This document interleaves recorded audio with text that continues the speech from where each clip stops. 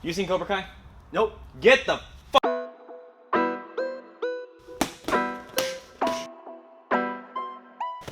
Oh, my biceps. Okay, in Cobra Kai, which, by the way, this is going to contain a lot of spoilers, so if you don't want to hear about it, I guess you can't skip the video because it's all we're going to talk about today. But if you don't want to know the plot points, skip ahead to this time code so you don't have to hear the context.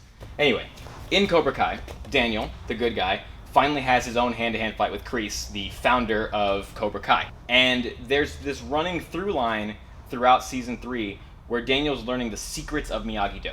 What Daniel learns, is limb destructions. Limb destructions exist in Filipino martial arts, they exist in Jeet Kune Do, they exist in Wing Chun, they exist in Kajikembo, and they exist in what we're going to do right now. Interesting little filmmaking tidbit. What Daniel's doing is called the rising crane. Why is he doing the rising crane? Because his move in the Karate Kid was the crane kick. Yeah, okay. So I was watching the fight again and I was like, oh. And the idea is he's hitting Kreese so hard that your arm is now dead. That's what's happening. The idea is I'm coming in here and going, boom, and now your arm's dead. I didn't necessarily learn it like that. I actually learned it more as a back knuckle, which is one that I like a little bit more. Tommy comes in and punches, and instead of coming here, I actually come here.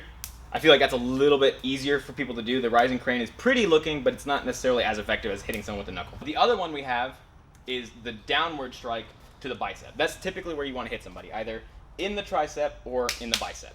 Punch me. Come in here, block, and instead of coming up, you're going to come down, hammer fist into the bicep right there, into the cap of it. Okay. Come straight down. So I come here, I punch. So I'm blocking. And just wrap and just, Yes, that's correct. There's a lot of reasons that wouldn't work, because I would pull my arm back, right? However, we can talk about using these strikes in what I like to call the pre-fight. You know, a lot of times when we talk about self-defense, when we teach self-defense tutorials, it's a lot like, I'm here, I'm already mad at you, and I'm hitting you, and now you do whatever, right? We're already having a fight. If you're at that stage, every single thing before then, you either weren't paying attention to or you failed at.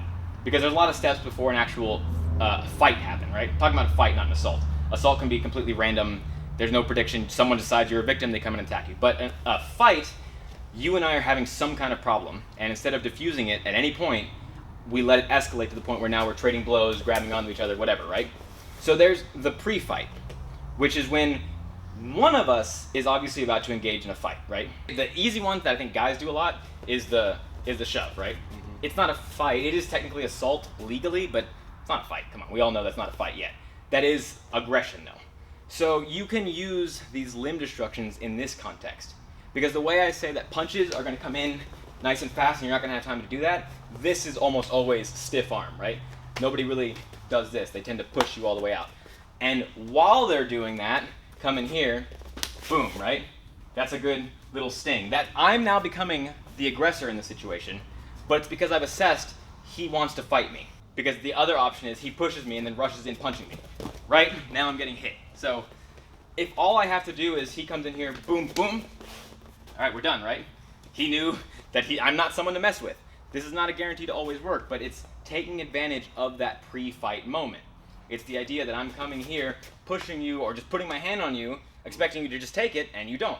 That being said, there is a way you can use these limb destructions in actual boxing. Tommy gives me a jab, and I parry. He gives me a cross, and I parry. He gives me a jab, and I slip. Gives me a cross, and I slip. If I put those together, give me the jab, I'm parrying and slipping at the exact same time. He gives me the cross, parry and slip at the exact same time. So, off of that cross, I parry and slip. Why don't I take this hand and engage at the same time? When he punches, instead of it just being here, let's bring this right hand across, boom. That's your limb destruction. Now, you can do it where you're trying to hurt him. I actually like it where I'm trying to, give me that arm, where I'm trying to get this to happen, that slight little pop. This requires us to not be out here in this kickboxing range, right? Where we're kind of feeling each other out. But when you're in the pocket, no longer feeling each other out, but trading blows, and he throws those straight shots at you, that's when you can use these limb destructions. Comes in again, that's when you can use the limb destruction, right? It's a very brief moment, and you have to already have your hands up. A lot of guys who don't know how to do this right will start with the hands down and do like the ha, ha, hoo, right? They'll make it look very dramatic. If your hands are already up, this job is much easier. He punches at me, boom, again, boom, right? My hands are already engaged. I'm already close enough to hit him anyway. Especially if we're fighting to get into the clinch range, boom, here, boom, boom, right? I've hit him and I've taken advantage of him. One more variant for this drill, you can take it from being purely defensive to being counter-offensive. I'm gonna be here with Tommy. I'm gonna give him the jab, cross. He's gonna feed me a jab, slip the jab. He's gonna give me the cross. I slip the cross. Again, I come here. Again. Boom. A little faster. I go 1, 2. Boom, boom. Again. Boom, boom, boom, boom. One more. Boom, boom. And if you want to make it real cool, give me a left hook after the last X block. Come in here. Jab, cross. Boom, boom. Roll underneath. Boom. Again. Jab, cross. Flip, flip. Bang. But now, let's stop trying to justify limb destruction and figure out how they actually would work in proper context. Knife fighting. It's not a real thing. You don't really ever get the chance to tie your arms together and have a knife fight like this. But a lot of us carry knives. There are cultures around the world where they have knives more than they have guns, and that's where these limb destructions came from. Filipino martial arts do limb destructions all the time. In the context of hitting somebody in the arm with your fist to disable it, good luck, right? In the context of cutting them, that is quite literally disabling somebody. For right now's example, Tommy's gonna have a knife as well. And yeah, give me the ice pick stab. I'm gonna be here, he gives me the ice pick stab, and I come in here, boom, there's my rising crane strike, right? But instead of it being my hand, it's now upward cut. Your arm is disabled, not because I hit it, but because I cut it open. Tommy does the swing, there's my rising crane block, right? I'm moving myself offline, covering, and defending at the exact same time. In this case, my offense is my defense. Same token, I'm here with Tommy. He gives me the stab, and I come in here, boom. That's now me cutting. That's my limb destruction here, right? Instead of me using my hand, I'm using my knife, once again, cutting him open, getting rid of that knife. Knife against knife, no one's really ever gonna win that fight, right? Because when he stabs at me, I'm counting that I'm gonna move out of the way, and that's a very rough thing to get out of the way of, right? But he puts the knife down, so now Tommy punches at me, and now I don't have to worry about the range anymore, right? Now I have control of the range, and I'm cutting him open here. This is much safer for me to do knife against empty hand, right? Now, people say, why would he fight me if he doesn't have a weapon?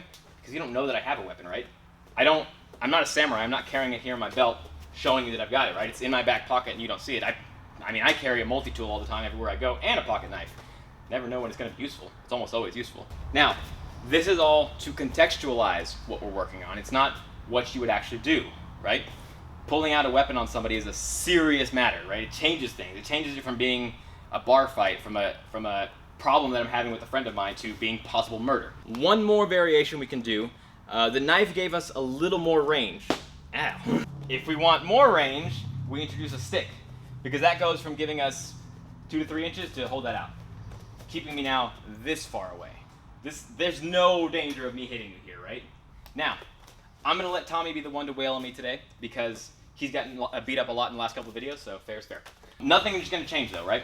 Earlier we did the rising crane block, then we did the rising cut with the knife, now we're just gonna do a rising smack the shit out of me with a stick. And in the context of holding a weapon, the rising crane block, let me see it please. The rising crane block is just you snapping your wrist into the strike, right? When we use the rising crane block in karate, it's done like this. When you have a weapon, you kind of snap your wrist to get that little flick. So, try that. I come in here, punch, boom, boom. Doesn't feel good. Again.